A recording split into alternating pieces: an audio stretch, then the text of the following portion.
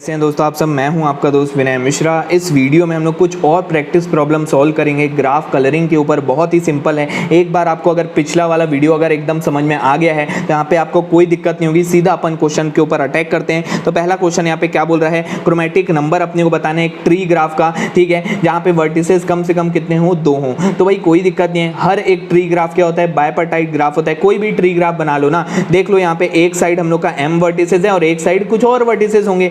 एक साइड हम लोग के कुछ नंबर ऑफ वर्टेक्स हैं और एक साइड हम लोग के कुछ और नंबर ऑफ वर्टेक्स है। कोई बहुत बड़ी बात नहीं है, ठीक है। तो हर एक ट्री ग्राफ जो होता है वो क्या होता है, बायपार्टाइट ग्राफ होता है। और मैं आपको पिछले वीडियो में बताया था बायपार्टाइट का सीधे क्या लिख दो, आंसर 2 लिख दो। क्रोमेटिक नंबर याद आया आपको? ये देखो, ये यहाँ पे बताया था, बहुत बढ़िया। तो ये हो जाएगा हम लोग का 2 will be the correct answer for this question. आगे बढ़ते हैं। ये हो गया अपना सेकंड। बोल रहा है chromatic number of a star graph. भैया स्टार ग्राफ का क्रोमेटिक नंबर बताओ। तो स्टार ग्राफ भी तो बायपार्टाइट ग्राफ होता है। स्टार ग्राफ आपको बताया था K1 और n-1, ये हम लोग का स्टार ग्राफ है। तो स्टार ग्राफ ये भी बायपार्टाइट ग्राफ का क्या होता है, क्रोमेटिक नंबर 2 होता है, बिल्कुल होता है। तो इसका भी आंसर क्या हो जाएगा, 2 हो जाएगा। उसके बाद फिर अगला ये गेट एग्जाम का क्वेश्चन है, ठीक है, बहुत ही शानदार क्वेश्चन है। अब स्टेटमेंट इस तरीके से नहीं लिखा था, स्टेटमेंट वहां पे थोड़ा घुमा फिरा के लिखा था। वहां पे ऐसा बोल रहा था, तो वहां पे स्टेटमेंट कुछ इस तरीके से लिखा था, एक ग्राफ है जहां पे n का वैल्यू थोड़ा बड़ा वैल्यू दे दिया था जबरदस्ती में, और उसके बाद फिर बस इतना बोल रहा था कि वहां पे सारे के सारे जो साइकिल बन रहे होंगे ना वो ग्राफ में, वो इवन लेंथ के होंगे। तो भैया कई सारे लोग वहां पे चकरा जाएंगे, वहां पे घूम जाएंगे। एकदम बड़ा सा ग्राफ है एक तो भाई एकदम सिंपल सी बात है ना भाई। कंप्लीट बायपार्टाइट ग्राफ में क्या होता है, कंप्लीट बायपार्टाइट ग्राफ में कोई भी ऑड लेंथ का साइकिल बनता है क्या? मैं आपको बताया था नहीं बनता है। एक भी ऑड लेंथ का साइकिल नहीं होता है, सारे के सारे क्या होते हैं, इवन लेंथ के साइकिल होते हैं। तो असलियत में वहां पे कुल मिला के वो क्या बोलना चाह रहा था, बायपार्टाइट ग्राफ की बात कर रहा था। जिसको समझ में आ गया वो आंसर लिख देगा 2, वो क्या हो जाएगा, घूम जाएगा, ठीक है, गलत आंसर टिक कर देगा। आपको आइडिया समझ में आया? बस अपने को कंसेप्ट बाय कंसेप्ट जाना है। देखो वहां पे इवन लेंथ का साइकिल बोल दिया भैया, इवन लेंथ का साइकिल किस में होता है, बायपार्टाइट ग्राफ में होता है। तो आंसर क्या हो जाएगा, सीधे 2 हो जाएगा। बहुत बढ़िया, आगे बढ़ते हैं हम लोग। अगला क्वेश्चन है यहाँ पे, क्रोमेटिक नंबर कंप्लीट ग्राफ का कितना होता है? तो भैया n होता है, लिखा ही था यहाँ पे, कंप्लीट ग्राफ का कितना होता है, n होता है। बहुत बढ़िया। अगला देखते हैं, chromatic number of cycle graph कितना होता है? भाई साइकिल ग्राफ का देखो 2 होता है हम लोग का इवन लेंथ पे और 3 होता है हम लोग का ऑड लेंथ के साइकिल में। तो भैया कौन सा ऑप्शन मैच करेगा? 2 भी है 3 भी है, ये दोनों आंसर नहीं होंगे ना, अपने को इन दोनों में से चेक करना होगा। भाई यहाँ पे पुट करके देखो, अगर मैं n की वैल्यू इवन पुट करता हूँ, अगर मैं n की वैल्यू यहाँ पे 4 पुट करता हूँ तो आंसर कितना आना चाहिए हम लोग का, 2 आना चाहिए। और n की वैल्यू अगर मैं 3 पुट करता हूँ, मतलब ऑड अगर पुट करता हूँ, तो आंसर मेरा कितना आना चाहिए, 3 आना चाहिए, ठीक है। तो अगर मैं n की वैल्यू यहाँ पे 4 पुट किया तो 4 - 2, और ये हम लोग का कौन सा फंक्शन है, फ्लोर फंक्शन है। फ्लोर फंक्शन, ये n का वैल्यू 4/2 इज 2 + 2, तो ये कितना हो जाएगा, 6 - 4 इज व्हाट, 2, ठीक है। इवन डालने से 2 आ रहा है, बिल्कुल सही है। और डाल देते हैं, अब 3 डाल के देखते हैं। तो 3 - 2, और ये हम लोग का 3/2 मतलब कि 1.5 का अपने को फ्लोर फंक्शन लेना है। फ्लोर फंक्शन का मतलब क्या होता है, हम लोग का GIF 1.5 का GIF क्या होता है, 1 होता है। तो 3 - 2 विल बी, ये 1 हो जाएगा, इसका आंसर ये 1 हो गया। 3 - 2 हो जाएगा 1 + 2 इज व्हाट, 3। अरे भैया बिल्कुल सही आ रहा है, 4 डालने में 2 आ रहा है और 3 डालने में 2 आ रहा है। इसका मतलब C option will be the correct answer for this question. और चाहो तो आप यहाँ पे नोट करके लिख भी सकते हो यहाँ पे, ठीक है। व्हील ग्राफ के लिए क्या होता है, जनरलाइज केस, ये हो जाएगा, ठीक है भाई। अपने को कोई दिक्कत नहीं है, कुछ रटने की जरूरत नहीं है, ठीक है। अगला देखते हैं, क्रोमेटिक नंबर अपने को बताना है व्हील ग्राफ में जहां पे n का value greater than equal to 4 हो। तो अपने को यहाँ पे बताना है क्रोमेटिक नंबर कितना होगा। तो यहाँ पे मैं फिर से लिख दिया हूँ, इवन के लिए इतना होगा भैया, ऑड के लिए इतना होगा। आपको आइडिया समझ में आया क्यों होता है, कैसे होता है, वो मैं आपको बता चुका हूँ।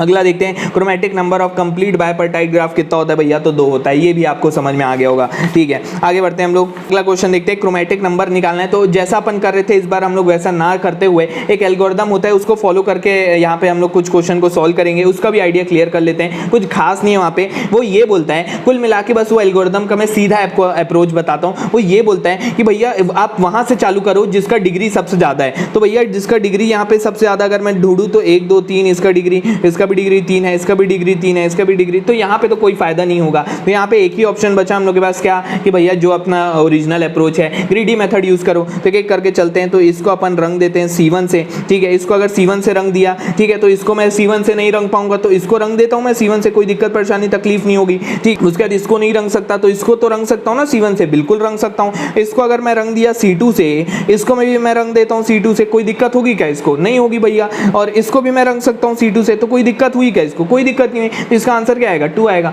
एकदम सिंपली अपन ग्रीडी अप्रोच से ये चीजों को सॉल्व कर सकते हैं, ठीक है। एल्गोरिथम वगैरह वो सिर्फ और सिर्फ तभी अपन यूज करेंगे हैं जब अपन फंसेंगे। ठीक है, अगला देखते हैं। इस वाले को मैं कोशिश करता हूं कि एल्गोरिथम से यहाँ पे हम लोग सॉल्व करें।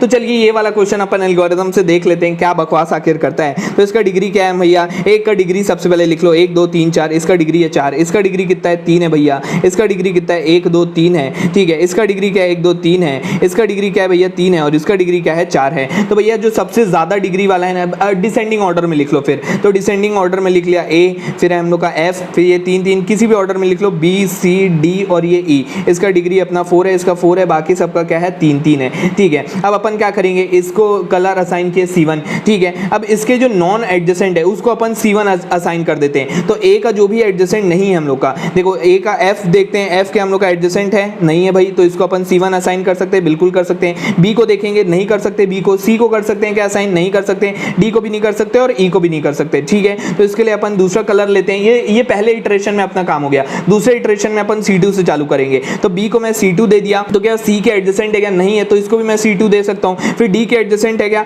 भैया, बिल्कुल नहीं है, तो इसको भी मैं क्या दे सकता हूं, C2 दे सकता हूं, कोई दिक्कत परेशानी तकलीफ नहीं है। लेकिन मैं इसको नहीं दे सकता, तो इसके लिए अपने को क्या करना होगा, C3 देना होगा। तो यहाँ पे क्रोमेटिक नंबर कितना आया, 3 आया। आपको एडिशन में ये बोलता है एल्गोरिथम, बाकी आप ऐसे भी करोगे तो भी वही आंसर आएगा। ठीक है, अब आपको जैसा समझ में आए आप वैसा करो, आपका बस आइडिया क्लियर होना चाहिए।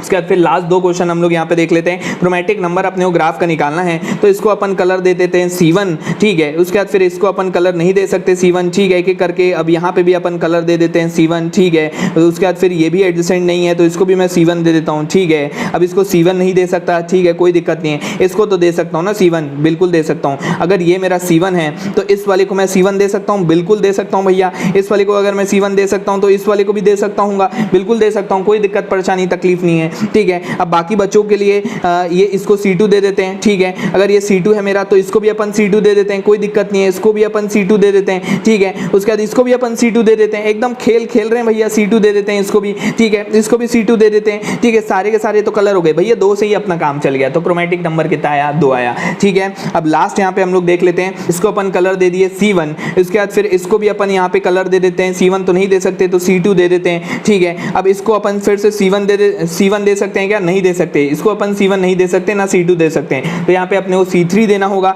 ठीक है, ये सारे अपने वर्टेक्स है ना, ये सारे जितने भी पॉइंट्स है सारे वर्टेक्स हैं। ठीक है, बहुत बढ़िया। उसके बाद फिर ये हम लोग का ये क्या हो सकता है, ये फिर से C1 हो सकता है, बिल्कुल हो सकता है। ठीक है, उसके बाद फिर ये हम लोग का C2 हो सकता है कि नहीं हो सकता है, ये C2। ठीक है, और उसके बाद अपन यहाँ पे क्या किया जाए, ये C2 ये C3 हो सकता है क्या, बिल्कुल हो सकता है, कोई दिक्कत नहीं है। यहाँ पे ये C2 हो सकता है क्या, बिल्कुल हो सकता है, कोई दिक्कत परेशानी तकलीफ नहीं है। ये C3 हो सकता है क्या, बिल्कुल हो सकता है C3 भैया। ये C2 या फिर C1 हो सकता है क्या, बिल्कुल C1 हो सकता है ये वाला। ठीक है, उसके बाद फिर ये वाला C2 नहीं हो सकता, ना C1 हो सकता है, ना C2 हो सकता है, ना C3 हो सकता है, तो इसलिए अपने को C4 लेना ही पड़ जाएगा। तो इसलिए 4 will be the correct answer for this question. आपको आइडिया मेरे हिसाब से समझ में आ गया होगा क्या करना चाह रहे हैं हम लोग। ठीक है, लास्ट के 2 क्वेश्चन मैं आपके लिए छोड़ता हूं। इतनी प्रैक्टिस के बाद मेरे को नहीं लगता कि मेरे को ये दोनों बताना पड़ेगा। इसका आंसर मेरे को आप कमेंट बॉक्स में जरूर मेंशन करके बताना। ठीक है, मैं आपको बताऊंगा सही है कि गलत है। ठीक है, इतनी प्रैक्टिस के बाद तो आपसे जरूर बन जाएगा। ठीक है, तो इस वीडियो में हम लोग पूरा ग्राफ कलरिंग का कंसेप्ट जान लिए हैं। अगले वीडियो से अपन प्लेनैरिटी वाले कुछ कंसेप्ट बचे हैं, उसको खत्म करके अपना ग्राफ थ्योरी वाला जितना भी पोर्शन था